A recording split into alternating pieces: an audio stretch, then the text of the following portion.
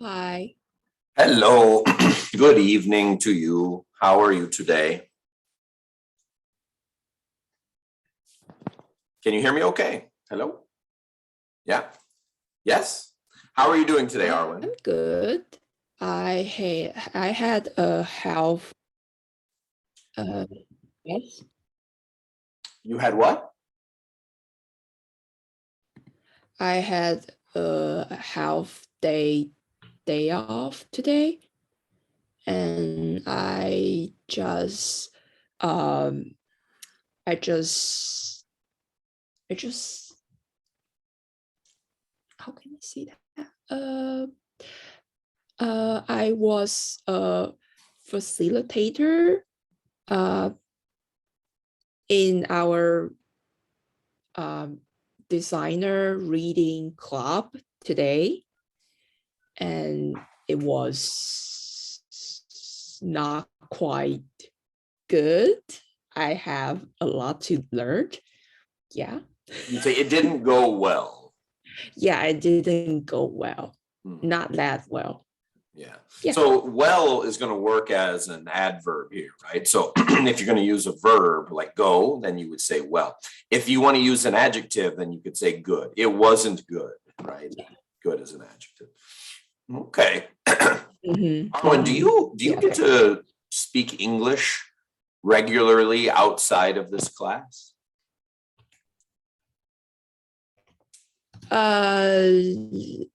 Not that much. I have two foreign friends, and I I usually talk to them maybe once a week only.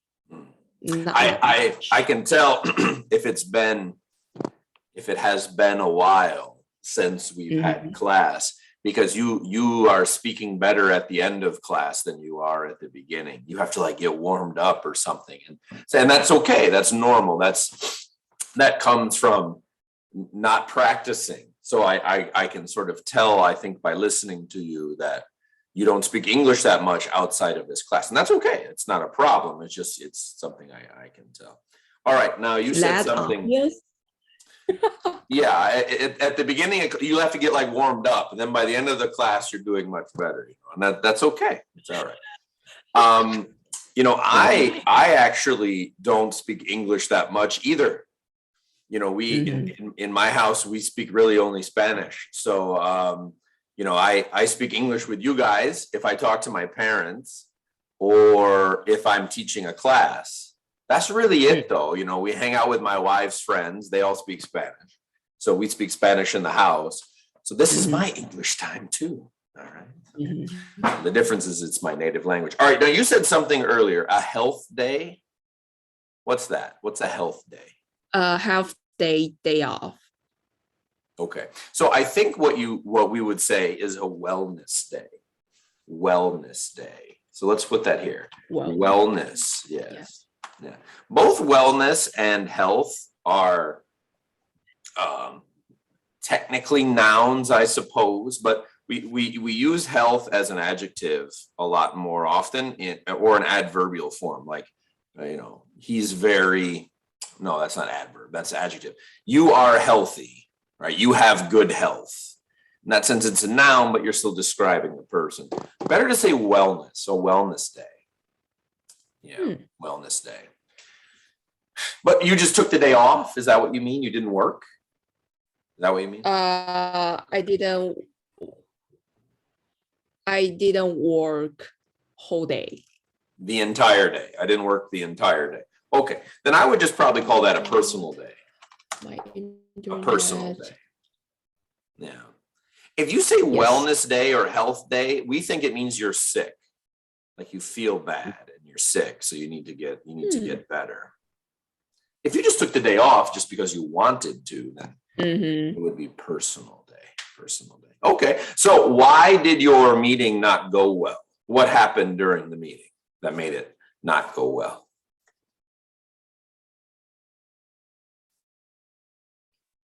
Whoop. Arwen, you okay? we'll come back to Arwen. All right. So how are you doing today, Emma? Great. Emma, can you hear me? Yes, I can hear you. Good. How are you doing today? Great. I'm so excited because weekend is coming. Okay, Owen said she needs to reset her Wi-Fi. Okay, because tomorrow is holiday. Tomorrow is a holiday. A holiday, yes. And I've been posting exercise for 2 weeks, I think. So tomorrow I got entire day to exercise again. I want to stretch my back, my arm, and my head. Yeah, you okay? Yeah. Because from Monday to Friday, it's just like fighting. So Fighting? What do you mean by fighting? Because the tempo, the walking tempo. Can I say that? Walking tempo? Maybe, depends what you're trying to say. I want to describe when I was working, the thing comes one and another one. If I finish one, another one just waiting on the line. I need to handle it right now. And Monday, Tuesday, my daily working just need to focus on the things I need to figure out the what is the problem and to provide a very suitable answer for the problem and need to solve it right away. So all of, this is what I would say, all of your energies are dedicated. Dedicated. Yeah. So the verb is to dedicate. Very good verb in English, to dedicate. And that means to kind of focus or commit, use exclusively, right? I'm dedicated to you, Emma. That means I only care about you. I'm only thinking about you. Same thing for work, right? I'm dedicated to this project, depending on the context, right? If it's a project, it means you want to finish it.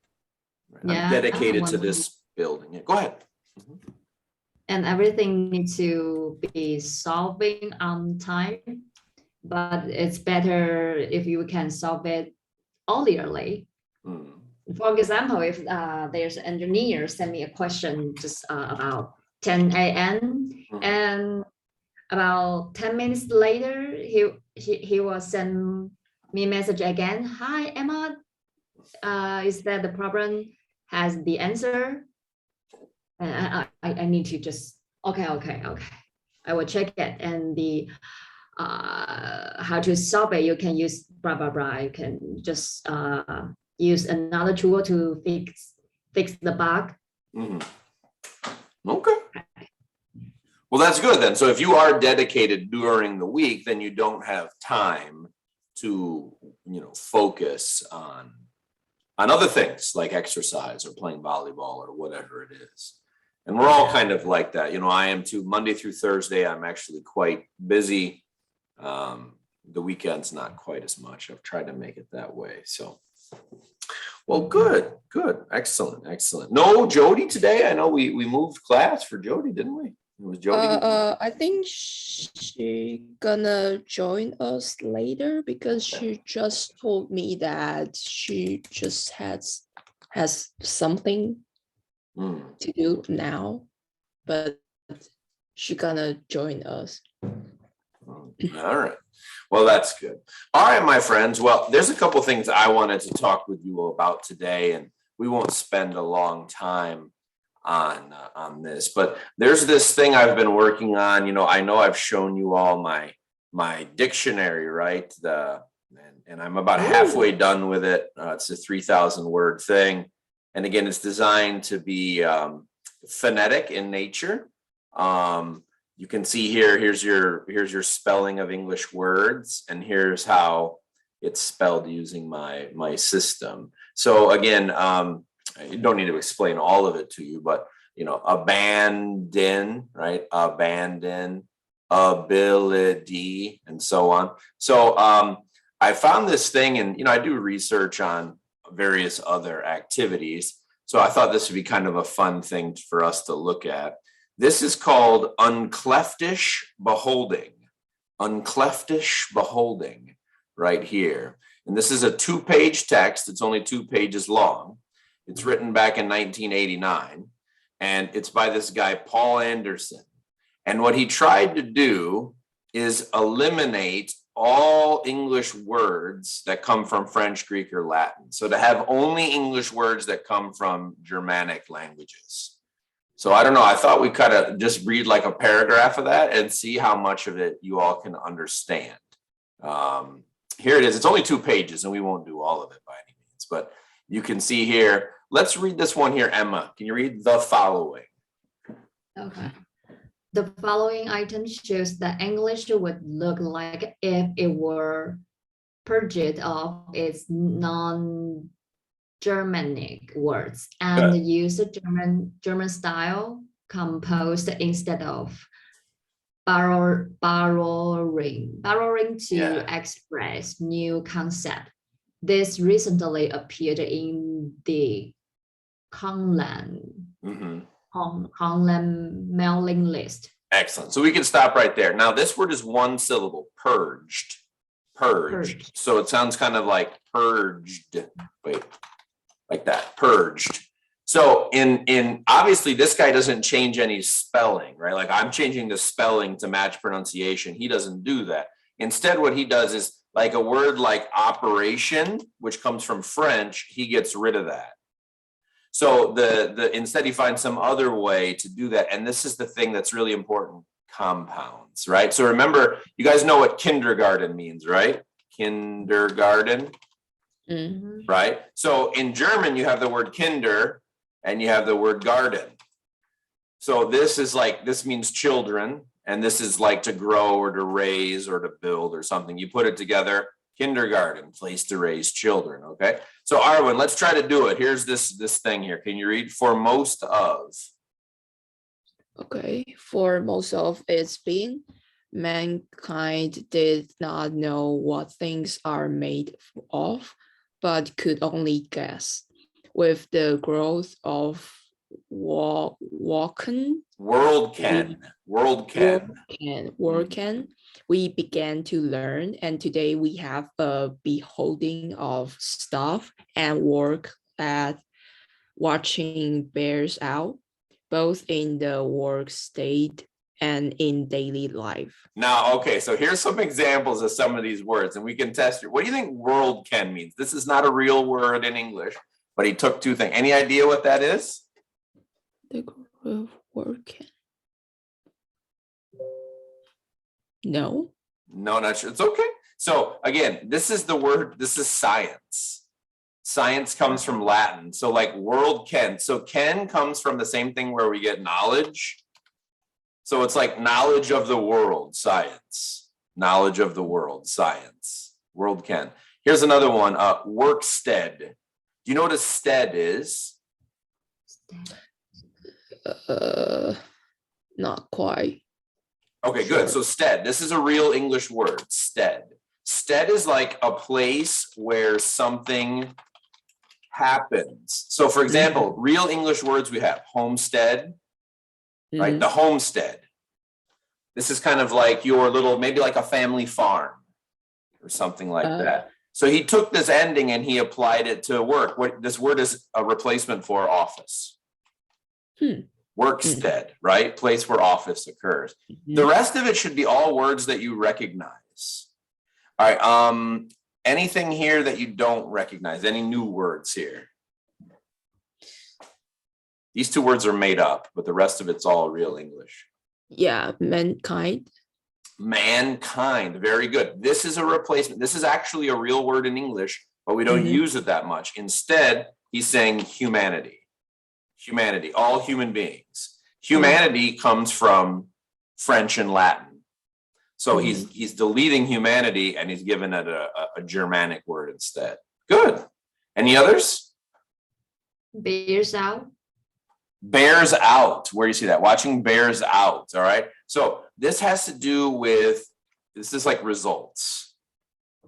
Result also comes from French, right? So work that watching bears out. So what he says here is, this is funny. So work that watching bears out. He's saying things we observe happening.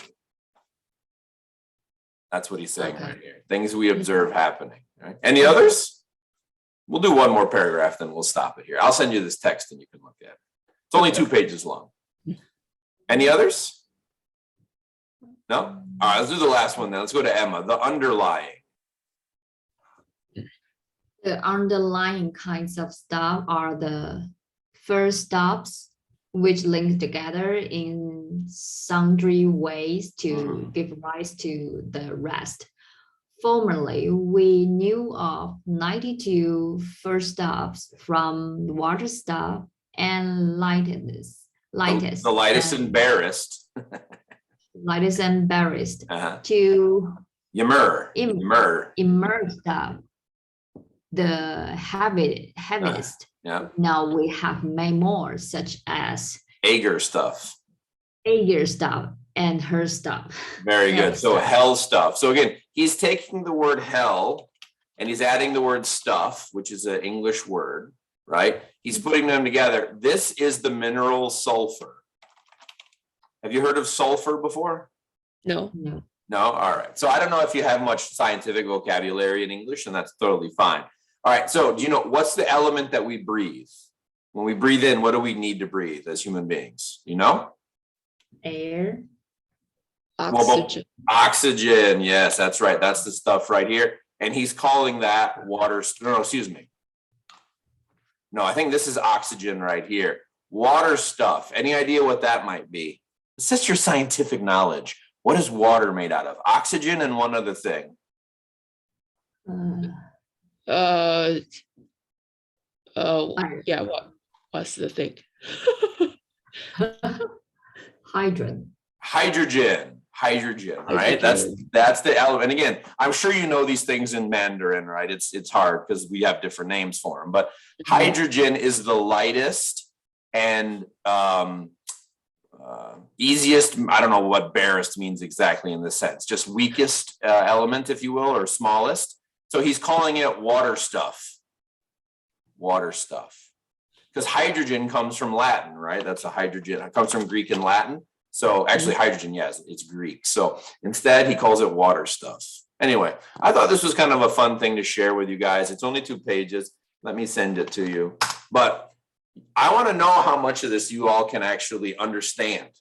I think it's kind of a fun thing to do, challenge your brain. He uses really almost all actual English words that you will know, but he's combining them in unusual ways. So it might be a fun brain exercise. So I wanted to talk about that. Thank you for indulging me. I appreciate it very much. What about you, Arwen? What do you want to talk about today? I have a question first. What is underlay? Underlaying kind of blah, blah, blah. The third paragraph. Where do you see that? Underlay?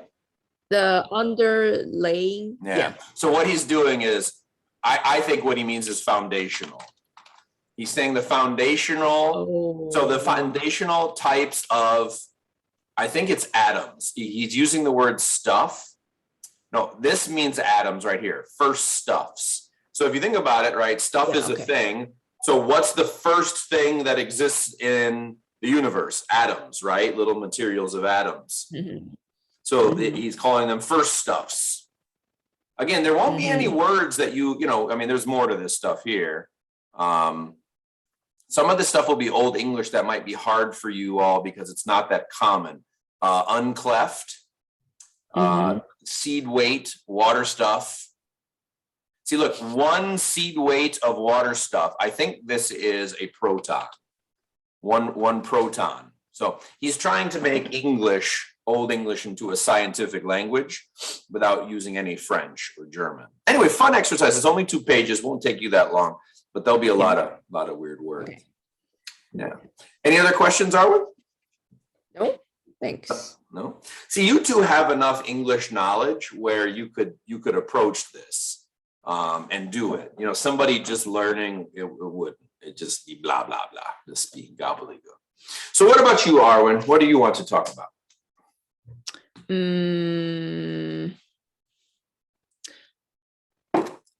Yeah, not that much. I can mention. I can talk about my reading club experience right now, because I think it's very hard, and I think Adam, as a teacher, you know how to do that well. And Emma, as a designer, maybe you have more experience, at least more than me. And anyway, our reading club, we pick a book and we read. When I say we, I mean all of designers, and we read 2 or 3 chapters every week, and then one facilitator need to host an hour meeting. The discussion, we call that. Discussion, yeah. Not really a meeting, it's a discussion. Yeah, true. Mm-hmm. So need to maybe summarize these 2 chapters first and ask some question, and other designer gonna write down some question they want to discuss with, and the facilitator need to ask the question, and you need to notice, okay, Emma doesn't say anything, so I just asked Emma, hey Emma, what do you think? And you need to think, you need to focus on what everyone's talking, and maybe follow up more question. And then in the end, you need to give a takeaway to, like a conclusion to everyone. And I don't know, it's so hard to do it well. Do you guys have any good tips to share with me? Emma, I mean, you want to go? I was wondering, are you the host? You want to ask how to be a host, or how to be attendancy? What's the tendency? Be just a member who answer the question, or you which role you want to ask? Be the host? The host. Host. Yes. Okay. If I'm the host, I will send agenda before the conversation. Yeah. Agenda. And yes, agenda. And because I think I want to, if I read a book, I want to share my thought, and also I want to discuss the same topic with members. But in the end, I need to be, so like you say, make the conclusion. So before the conversation, send agenda to everyone, I think is necessary. And I think you can have some assumption for the conclusion to do. Because if when conversation happen in that situation, sometimes you cannot control everyone's thought or mind, but you can just plan A, plan B, you can choose in the end. What I though right now is just above. Okay, Adam. Yeah, so how often do you meet? I mean, I have some questions and then maybe I can help. Is it once a month? Is it once a week? Once a week, but I don't need to. I'm not the facilitator every week. All right. And how much reading is to be done? Is it a whole book or what? How much are we talking about? Is a book and maybe 20 chapters, and we read maybe 2 or 3 chapter At a time. Okay, I see. Okay. And then what is the purpose of this? I mean, are you just doing it for fun? Is it something with work? What is the purpose for this? The purpose is to learning together. Designer can learning together, sharing what we learned and what we saw. So the purpose is to learn together, but is this sponsored by your employer, or you are just you all have chosen to do this? Which one? We choose to do that. We chose. Yeah, we chose. Right. We chose. Yeah. Okay. We chose to do this. Okay. Well, so whenever I have to do something like this, I think about who's my audience and what's my purpose. Mm-hmm. So if I'm doing something for my boss, I'm going to Mm-hmm. have a different attitude than I'm doing if someone works for me. Mm-hmm. Just life, it just works that way, right? Now you try to be consistent. Are you familiar with graduate school reading? Graduate. I've never heard of that school. before. So you have a book here, right?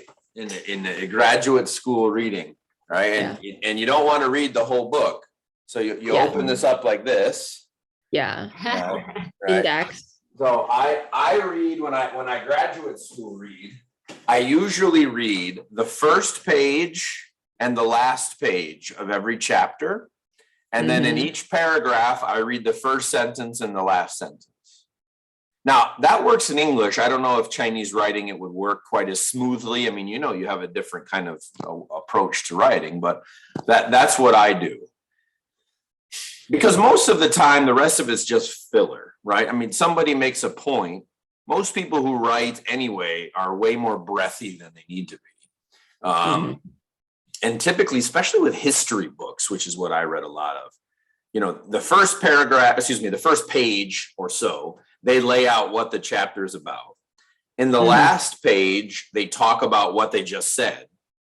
And then at the beginning and the ends of each paragraph, you get what we call transitory or transitional sentences. Transitional sentences. So I have a thought, and I'm taking you to the next thought. Right? So in other words, if I'm talking about football, hey, football is great. Football is great. Emma, do you like cookies? And you're like, you were just talking about football. Why are we on cookies now? How'd you do that? But in my transitional sentences, I say, man, I love football. And whenever I watch football, I eat cookies. Emma, do you like cookies? See, I was able to transition there and explain how I moved from football to cookies. Right? I didn't just start talking about cookies for no reason. So that's common in writing. So if you have limited time to read, that's what I would do. Now, as far as your presentation and your participation in this process, I think it's all kind of about being active. I mean, do you like being there, Arwen? Do you like being there? Being what? In the meeting, do you like participating in this? Do you enjoy it? Yes, I enjoy that, but I don't like being a facilitator. Why? Because you need to react fast, because everyone wants to share their opinions. And if they not follow they don't follow the topic, you need to control that you need to remind them, hey, how about, yeah, I think this one is good. So I think we can go back to this question, and you need to pay 100% of attention on everything, how they talk, and maybe has some connection with other chapters, and any participator doesn't say anything. Yeah, it's a lot of work. I don't like that. Go ahead, Emma, please, go ahead. What is facilitate? Facilitate. Facilitate is a verb, facilitator is the noun. So that's someone who makes something happen, right? So we're at a meeting and I'm facilitating the meeting. I'm not talking all the time, but I'm making sure that people are in the right place and it's your turn and now it's your turn. You know, that's a facilitator. Facilitator. Yeah, let's put that in the chat. Well, Arwen, it could be a matter of assertiveness. Assertiveness. All right, facilitator and being assertive. Arwen, why do you think it didn't go well? Why do you think that? Because I just stuck on someone's opinions, and then I need some time to think about that. But at the same time, I need to move on. Yeah, after this discussion, we need to move on to next one. But I still, enjoying thinking about the former topics. And so I need to cut myself. So I'm not that calm, I just feel, I'm busy all the time. I need to cut myself and push everyone move on, but I still in the thinking mood. You need to set some limits, right? You need to set some limits. How often are you the facilitator? How often? You mean how you said it's every week, right? So how often are you the facilitator? Once a month, once every 2 months? I mean, are you every time? I think it's once a month. Once a month. Yeah. Okay.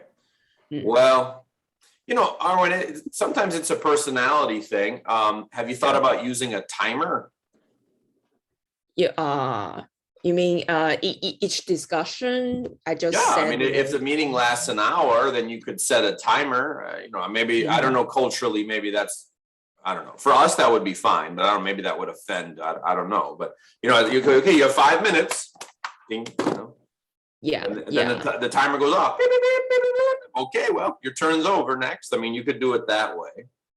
Make the timer speak for you. Yeah, maybe I can try, but I think timer gonna make me more nervous. when we did presentations in grad school, there were often time limits. Now sometimes they would kind of look the other way, but the class only lasts 2 hours. So if you have 10 people, you say, all right, you have 15 minutes to present. Yeah. Because otherwise people just blah, blah, blah, blah, blah, blah, blah, and they never stop, You have to be like, okay, hello, other people. But, I don't know. Hello, Jody. We'll get Jody's opinion. Hi. How are you today? Fine. I was busy looking for a new roommate. Yeah? posting something online to ask if someone wants to rent our room. And where do you post? Where do you post things? Social media? Like Facebook? Yes. Oh. And some other else. You guys got to get me some good Taiwanese Facebook groups where I can say, hey, do you want English classes? Oh. If you know any good ones, Oh. send me some links. So I can publish my badly translated ads in terrible Mandarin that people will half understand. And like, I think this gringo's selling English classes, but the Mandarin is so bad, I don't really know. Yeah, if you know any good Facebook groups, send them my way in the chat so I can post. I Sure. can bomb them with ads. So did you find anybody? Not yet. No? Yeah. Anybody weird? They come over like, ooh, this place looks fun. Hey, I can't wait to live here. Oh, actually, someone asked, but she looks like not very suitable. Suitable, good word. Yeah, because she doesn't find a a job She doesn't right have now. a job. Right now, yeah, and she looks like had some emotion problems. Emotional problems. Yeah, emotional problems. I don't know. I have emotional problems too, Jody, so I can relate to that. She looks like her social media looks like she always get down and so depressed or something. And we already had one roommate like that, so I don't think we can endure one more. You can't stomach any more depression, huh? That's Yeah. yeah.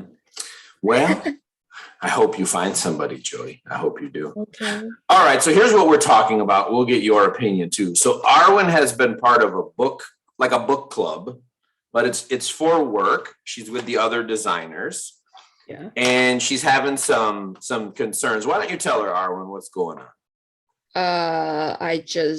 There's as a facilitator in a book discussion, there are too many works to do. I need to facilitate each topic we want to discuss too, and need to notice any participator who doesn't say anything. Need to remind them, hey, say something. I'm curious about your opinions. And need to give conclusions all the time. And if people not follow the main topic, you need to take them back. So it's too much work for me. Yeah, kind of hard. You're not good at being a host. Yes, and I don't like it. But I need to learn how to do that. That's tough. Yeah. So I asked Adam and Emma. Yeah. What do you think, Jody? Mhm. I don't have any experience with that. So I'm not sure. I think she just need more practice. Yeah. Are you familiar with an agenda? An agenda. You mean before the discussion? So if you know you're meeting for an hour, it might be wise to have an agenda. An agenda kind of gives you some support. You say, look, we're meeting for an hour, whatever the time is.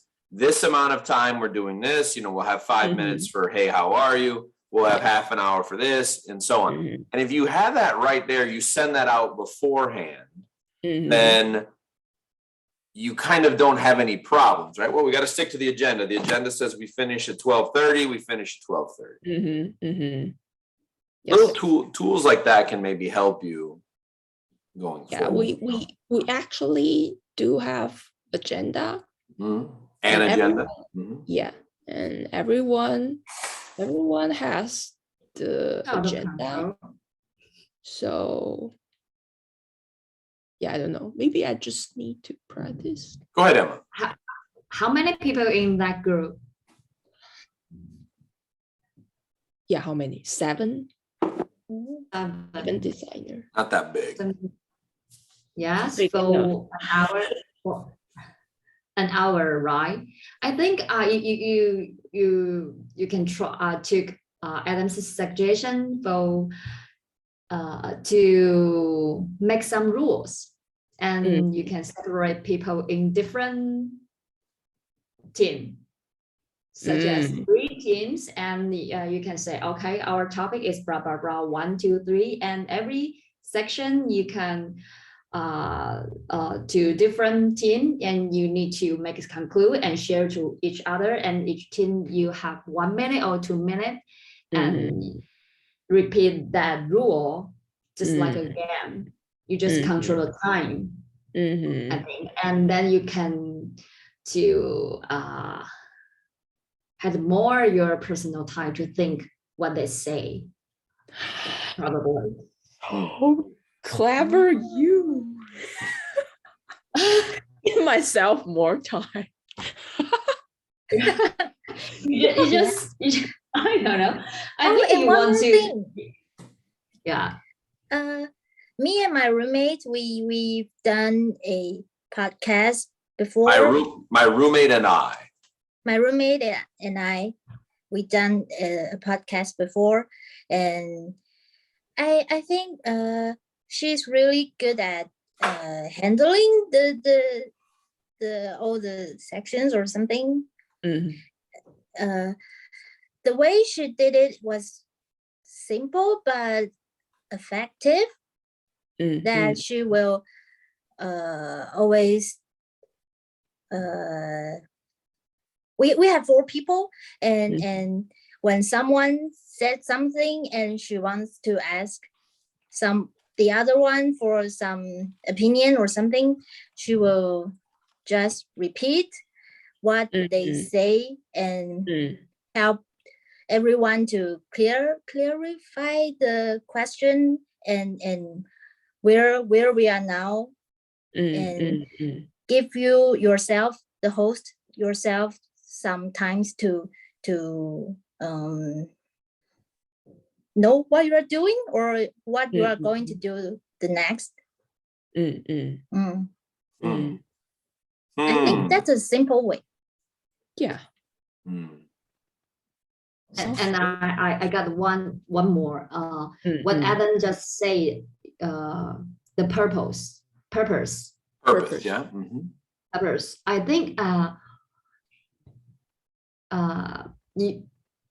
whole group has one purpose, but if you will be the host, you can have your own purpose, because such like you want to engage more sharing, and also you want to host all meeting very well on the schedule. So you need to get what you want, then you can enjoy it, not so stuck on this loop.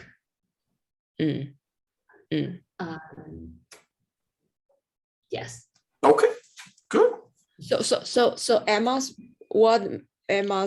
saying is like give myself my own purpose to help myself to know. What I heard her say is that you should kind of set a personal goal or a personal kind of what's the right word? Not goal, but now the word's escaping me. But Desire? What is it?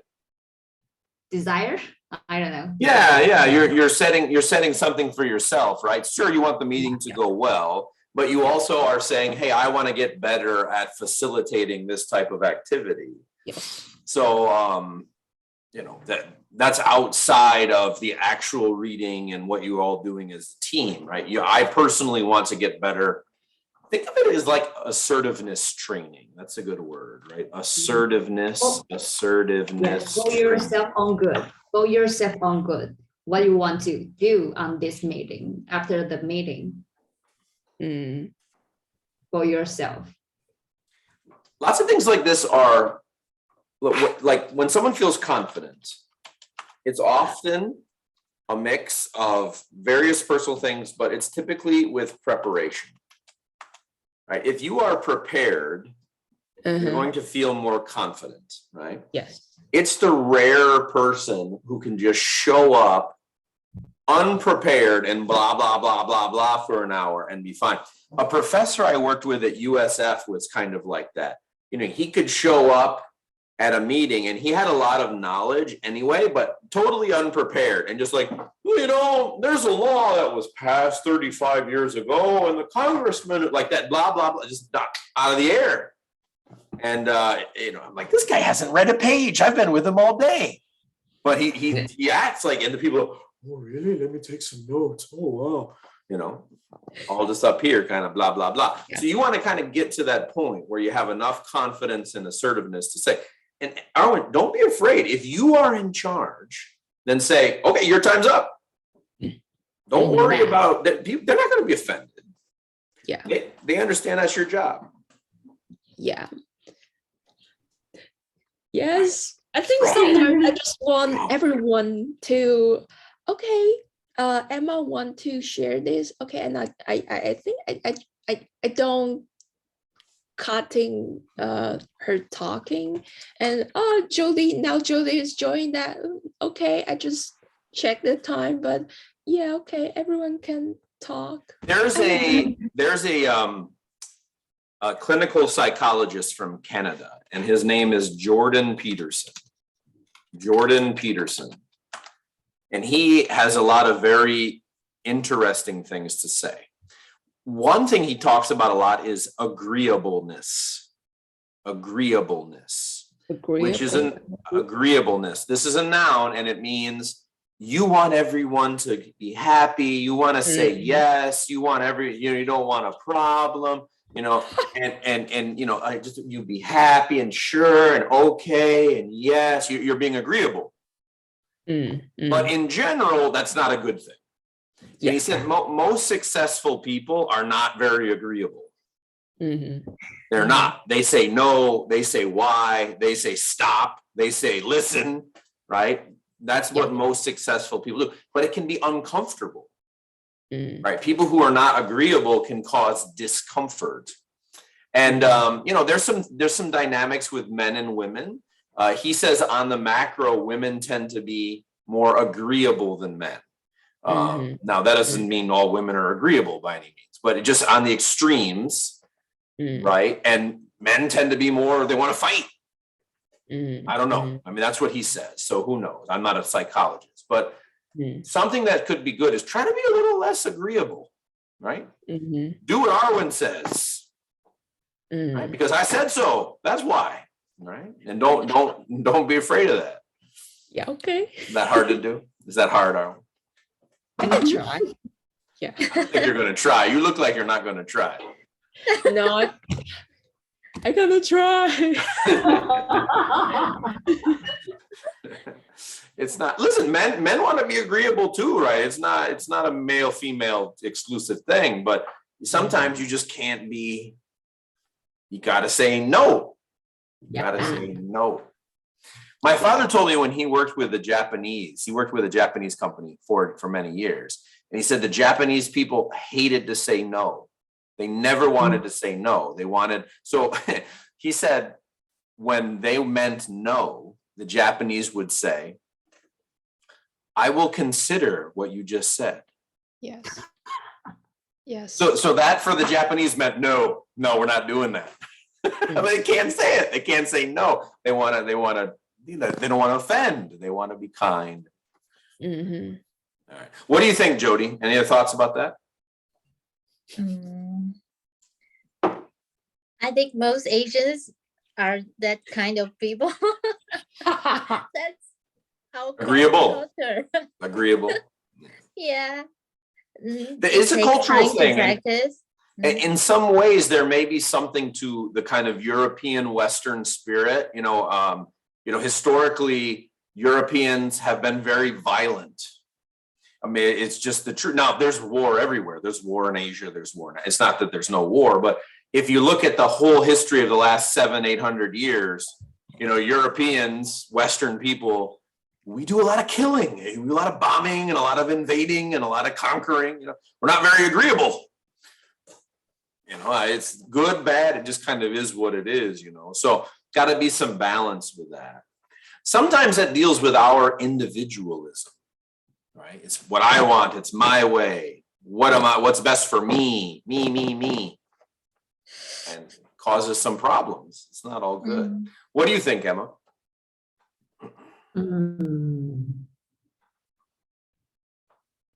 I think when I was young, I have the same experience, just like Still Alan. young. You're still young. Yes, What do you mean when I was young? You're still young. You're not old. Okay. Okay. So what happened? What happened in your experience? I used to join just a book club a few years ago, and I am just in that time I want to practice my courage, my courage. Your courage or your bravery, your assertiveness. Yeah. Right. Yes, and also practice my logical when I have a conversation with different people. So it's a stranger book club, and I got some experience like when I do not to cut anyone off, and then in the end it's just a mess. And next time I think a lot and have a conversation with my mentor or my friend, and they just like Adam say, you got to say no, because when you, no matter work, life, relationship, you need to be yourself and have your own principle, and then people can build a relationship on with you on the balance. Because if you don't have a principle, they will just, okay, I want to go, okay, I want, don't be mad, I want always say okay, and then in the end, oh my God, you need to take the consequence by yourself. And when you are in a bad situation, nobody will just hand a hand to save you. So set a principle for yourself. Interesting. All right. So I gave you some words here, and these are three things. You can see them in the line chat: rhetoric, grammar, and logic. Rhetoric, grammar, and logic. All right. So these are kind of the three ancient kind of Greek, Roman, more Greek, and then later Roman arts of discourse. Arts of discourse. Discourse is kind of like a targeted discussion. So rhetoric is the art of persuasion. The art of persuasion. In other words, I want you to believe what I say. I want you to agree with me, whatever it is. So my ability to do that in the ancient sense is rhetoric, right? The art of persuasion. How do I get Arwen to do what I want or think what I think, etc.? How can I persuade you? Grammar and logic are the other two parts of that, right? You need the vocabulary and you need the ordered thinking to make that happen. Your thoughts have to make sense in kind of a 1, 2, 3, otherwise you'll lose me, right? So you want to have these three things in your life if you're dealing with people. Let me send you a little link about this rhetoric. This is just a Wikipedia link, but kind of an interesting thing to look at. Rhetoric. rhetoric. Again, not that we need to be historians here, but what you're talking about, Emma, is something that the ancients were worried about. People thousands of years ago were worried, how do I convince others to see things my way? How do I express myself? Right? Good. All right, Arwen. So you've had a lot of input here. How do you feel? How do you feel, Arwen? To be honest, I truly felt better because I have something to try now. And my next time facilitating gonna be a few weeks, so I'm not that worried now. Thank you. Okay, well, good. Well, I'm glad. All right, so we talked about what Arwen wanted to talk about. What about you, Emma? What do you want to talk about? How's married life?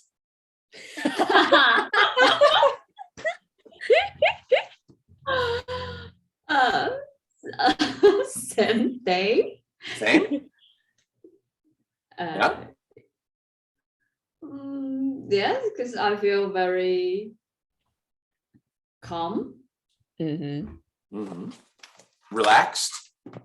relaxed. Yes, and also we are planning for plane travel on Taiwan because we don't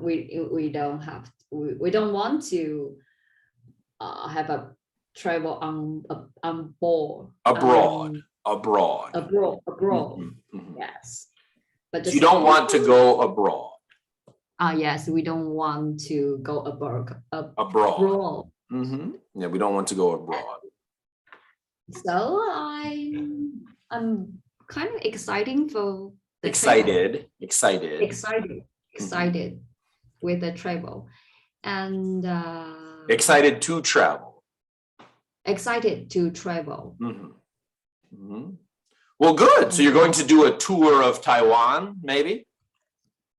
Yeah? No.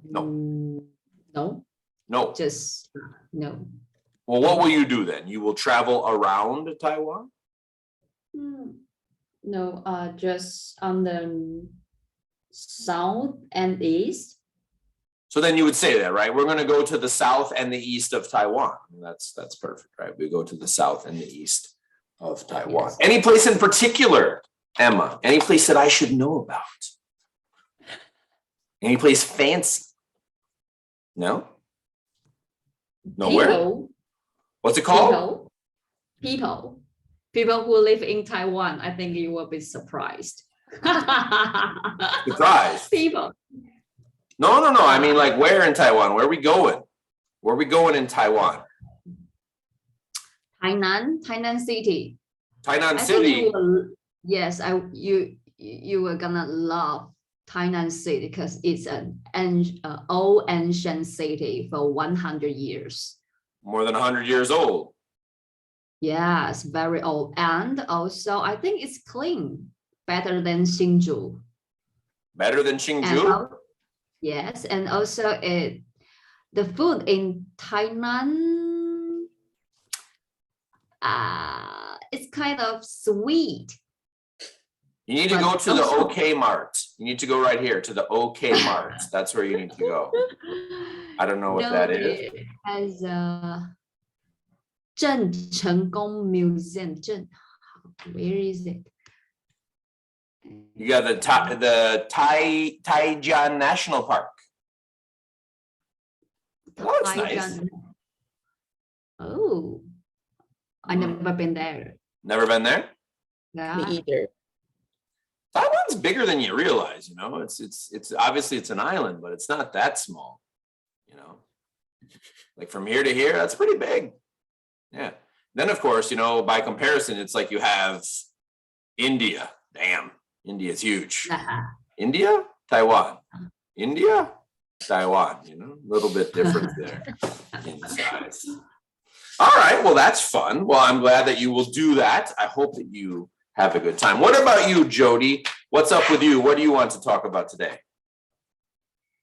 I'm going to have a 3 days vacation tomorrow, Ooh. and I'm going to the East Coast of Taiwan. Hmm. Yay. Yeah. What's on the I'm east so coast of excited Taiwan? because I'm so excited because Taipei is raining right now, and it seems like it will rain through a whole weekend. But the East Coast seems just cloudy and windy, but won't rain, I think. It's not going to rain. Yeah. So the weather on the island, is that variant? Like it, it can be rainy on one side and not rainy on the other? No. Yes. Yeah. Interesting. Why don't you guys come to Florida? Come here to where I live. Come to Florida. You want to pay us our flight tickets? If I don't win the lottery first. Yeah, I need to win the lottery. The problem is I don't play the lottery. That's the main problem. Why? If I don't, because I don't buy the ticket and therefore I don't win. It's hard to buy a ticket if you don't win. You know what I mean? Why you don't buy the ticket? Why don't I buy tickets? Yeah. Well, because, I just know I'm not going to win. So it's like, why spend the money if I'm not going to win? It seems like kind of silly. If you don't buy it, but if you don't buy the ticket, you have the chance. You don't have a chance to win a lot. I think what happens is, see, if I don't buy the ticket, I have zero chance. And then if I buy the ticket, I have zero chance. So the chance is the same. Okay. Yeah, we have this thing in America called the Powerball. Have you ever heard of that? The Powerball? No. No, never? What's Well, that? I will have to show you. Let me show you the Powerball website. So this is kind of like the main lottery here in the United States. It's actually not in every state, but it's in most. I think like 30 or 40 have it. So this is the Powerball. Hold on right here. The Powerball. Yeah, look at this. A new way to win. Ooh. This thing gets incredibly high. If you look at the jackpot here, where's my writing? Wow. $325 million. All right. So all of these states, wait, what happened here? Where did this go? Let's see if it goes back. Look at that, 325 million. Big money. If you take the single cash payout, you get 205. All right. So the Powerball has 6 numbers, right? 1, 2, 3, 4, 5, and then this one right here. And the numbers are from 1 to, I think, 99. Anyway, so in my life, I have purchased maybe 5 Powerball tickets, maybe 5. Not only did I not win the Powerball, I've never even got one number. I've never even had one number. Never even won. I'm like, can I get one? You don't win anything with one number. But I'm like, at least I want one number. Yeah. So Jody, what would you do if you won $200 million? What would you do? I'll go travel around the world. Yeah? Where would you go? Florida. Florida. Visit Adam first. Yeah, that's cool. And then go to the South America. Go to South America. Yeah. What about you, Arwen? What would you do if you won $200 million? Holy cow, it's a lot of money. Yeah, I think Jody's plan sounds nice. I'm gonna steal it. I don't even know what I would do. I mean, it would really I know we're just talking and it's like, ha, ha, ha. But something like that would really affect your brain. Like, I don't know. It'd be hard your whole life would immediately change. All your worries you'd have different worries. You'd have new worries, right? It's not like you'd be no worries, but like, oh, I have to go to work today. I ain't going to work. Hell no. I don't know. What about you, Emma? What would you do? $200 million. You wake up tomorrow and you look in your account. You're like, $200 million. What would you do? I think we can add a heart attack and die. If I got 200, I don't know. Emma will buy house and make more money. Yeah, good idea. 200 million. I can't even imagine. You know, here we actually, because you know, in the United States, we have big time sports leagues, right? Basketball, football, baseball, etc. And some of those athletes sign huge contracts, millions and millions of dollars. There was a guy named Antoine Walker, who I actually kind of half met once. He's a huge, tall guy, plays professional basketball. And he signed in like, I don't know, 1997, 1998, somewhere in there, what was at the time the biggest contract in basketball history. It was like $100 million or something. I don't remember the number. Over 7 or 8 years. So he got like $15 million a year. At the time, that was the biggest contract ever. You know, he declared bankruptcy a few years ago. Bankruptcy is maybe a new word. Bankruptcy. I can't spell. Bankruptcy. Where you have no money, you've lost everything. All right. And I've always wondered about that. I'm like, how on earth can somebody declare bankruptcy if they make that much money, you know? And he just wasted it on God knows what cars and whatnot. You know? Arwen, what would you do? 200 million. Let's hear it real quick. Where would you go? What would you buy? Me, like top 5 places. What would you do? Buy the house in Taiwan, buy a vacation house in Europe, and then travel around the world. Down. What part of Europe? What part of Europe? I think we have talked about this before. France? What? You go to France? Is that right? Southern France? No. Portuguese. Portugal. Right. I Yeah. remember. Yes. Yeah. Very good. Yeah, I know we've talked about it before, but sometimes plans change, you know, sometimes I didn't want to do change. different things. I Yeah. don't- All right. Well, we got about, let's say 10, 15 minutes left. We were doing some phrasal verbs last time. You want to do some phrasal verbs? You want to do some idioms? What do y'all want to do? Phrasal verbs, idioms. We talk a lot about stuff. Rhetoric, agreeableness, confidence. How about news? The news? Yeah. Well, we could do financial Tech news. Hmm? Financial news, tech news. Financial news or Whatever. tech news. Okay. We could do something with manufacturing, recession. Asian markets are down. How about crypto? No? Oh, crypto. Yeah. Crypto? Yeah. What? All right. So this is here. I don't know if we have anything about cryptocurrency here. Let's see. Mortgage rates. How about let's do something on mortgage rates? This could be pretty good. What's Mortgage that? rates is a good thing for us What? to go over. Mortgage.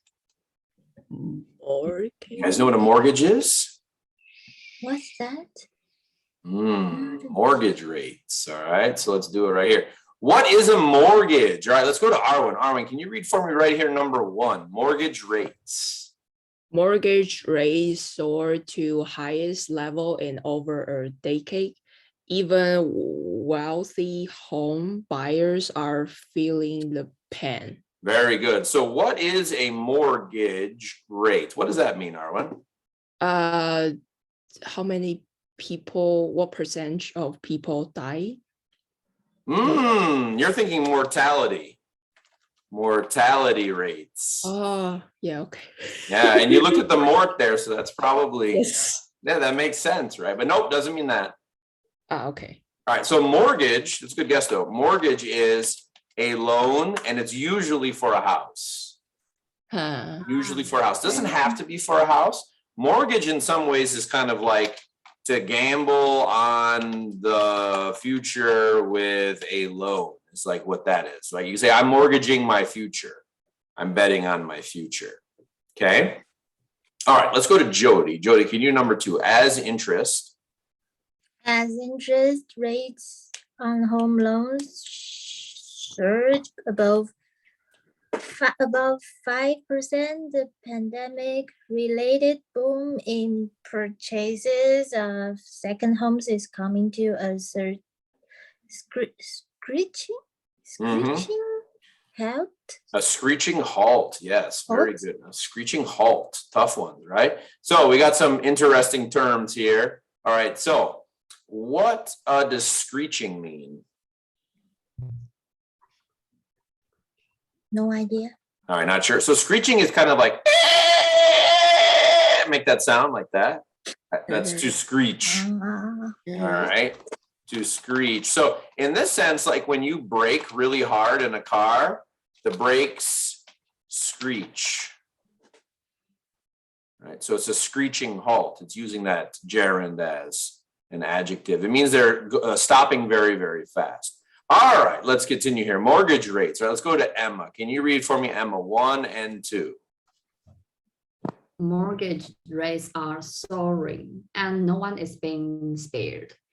The average rate on a 30 years fixed rate mortgage was 5% as of the week ending April 14, representing an increase of 28 basis points from the previous week. Freddie Mac. Freddie Mac FMCC plus 0.31% reported Thursday. 1 basis point One basis point. 1 basis point is equal to 100 of a percentage point or 1% of 1%. Yeah, so tough one, right? So 28 basis points. Again, this is real techie language, but Freddie Mac, just so you know, Freddie Mac is technically a private company, but it's really owned by the federal government. It's owned by the federal government of the United States, and it deals with loans. It helps loan money to people to buy houses. All right, that's what they do. Let's go to Arwen. Can you read right here? It's the first time. It's the first time since February 2011 that the benchmark mortgage product has reached the 5% mark. 5%. 5% mark. Mortgage rates now stand nearly 2 percentage points higher than where they were during the popular spring home buying season in 2021. This time last year, the average rate on the 30-year fixed rate mortgage was 3.04%. Absolutely, yeah. So in other words, what you used to get 3% on a mortgage, now you're getting 5%, which is a massive increase, right? It's almost doubled. Very, very bad for people trying to get a loan. So if you want to buy a house, typically, let's say you have a $200,000 house in America, the tradition and the standards, you put 20% down. So you need to put $40,000 of your own money, and then you get a loan for $160,000, right? And that's what you're paying the 5% on over 30 years. That's kind of standard, right? So you might have a mortgage payment there of, I don't know, maybe like $800 per month or something like that. Okay. All right, let's go to Jody right here. Can you do this one? The 15-year fixed rate. The 15-year fixed rate mortgage rose above the 4% threshold for Threshold. the first time. What? Threshold. Threshold for the first time since 2018. Averaging 4.17%. The 5 years Treasury indexed hybrid adjustable rate mortgage averaged 3.69%, rising 13 basis points from the previous week. Wow, look at this word. This is all totally don't one understand it. thing right here. This is a noun, right? So you have the, and here's the noun, right? So all of this stuff describes this noun. The 5-year Treasury Index hybrid adjustable, rate mortgage. So this is a certain type of mortgage right here that went up to, it rose 13 basis points. All right, good. We've got a couple words here. Threshold, benchmark. So these are like two good Germanic words for us to work on. Benchmark and threshold. Let's go to Arwen. What do you think benchmark means? Benchmark is the basic level you That's can it. compare. Exactly right. Very good. Benchmark is kind of like your main comparison point, right? This is the standard. Another word would be standard. Has a more kind of German or a French kind of base to it. Benchmark, very Germanic. What about threshold? Let's go to Emma. What do you think threshold means? Very German sounding word.